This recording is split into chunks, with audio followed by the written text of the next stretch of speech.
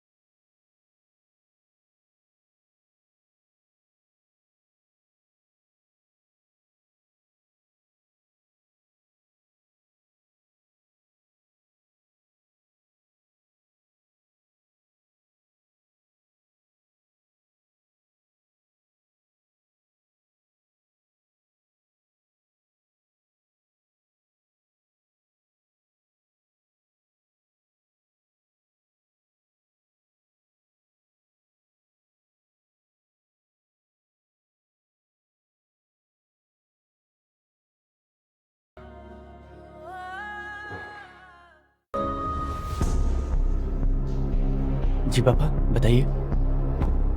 तुम्हारे और मंदाकिनी के बीच में क्या रिश्ता है? पापा वो तो इसका मतलब ये बात सच है कि तुम हम लोगों को धोखा दे रहे हो और मेरी प्यारी बेटी राम्या की जिंदगी बर्बाद कर दी तुमने। जिंदगी तो आपकी बेटी रम्या ने मेरी खराब की है। आप उसके बाप हैं, इसलिए बात बताने से मैं कतरा रहा था, पर पानी सर के ऊपर से जा चुका है। आप भी एक मर्द हैं, आपको भी पता है कि हम मर्दों की कुछ खुशियां होती हैं, कुछ इच्छाएं होती हैं। हम भी चाहते हैं कि हमारी इसके बदले में उनकी सारी खुशियों को पूरा करें। और आपकी बेटी, वो तो बिस्तर पे एक मरी हुई लाश की तरह है। इतिहास फिर से दोहराया जा रहा है। जैसी माँ थी वैसी बेटी।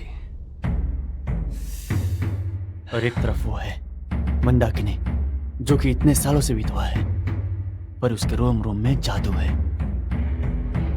अब आप ही बताइए, अगर ये सब चीजें रम्या के पास होती तो मैं क्यों जाता किसी और के पास? मैं समझ सकता हूँ ये सब, ठीक है? तुम एक काम करो, तुम वापस अपने काम पे जाओ। जी राम्या से बात मैं करता हूँ। ठीक है।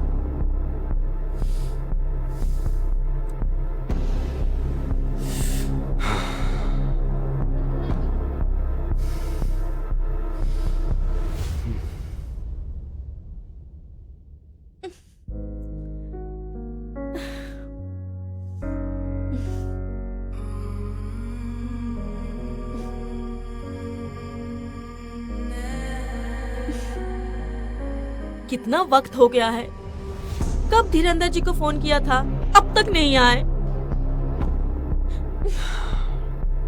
लो मैं आ गया। हाँ? बताओ, इतनी अर्जेंटली क्यों बुलाया है मुझे?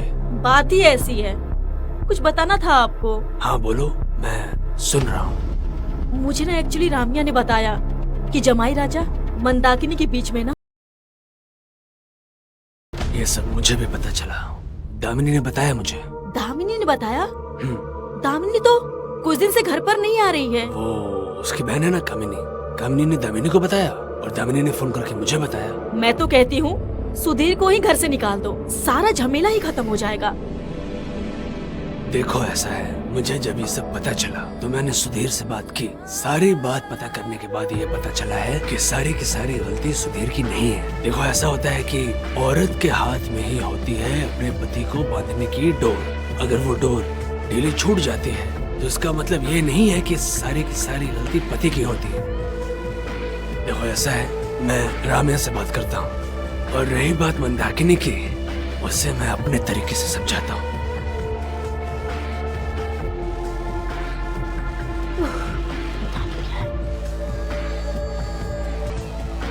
कि एक विधवा होने के बावजूद भी तू ऐसी हरकतें कर रही है। हाँ करमजली, मैं और हमें बोल देती तेरी हम दूसरी शादी करवा देते हैं। मुझे माफ कर दीजिए ससुर जी, मुझे माफ कर दीजिए। मेरी आंखों में आंखें डाल के देख देख, क्या तेरी ये गलती माफी के लायक है?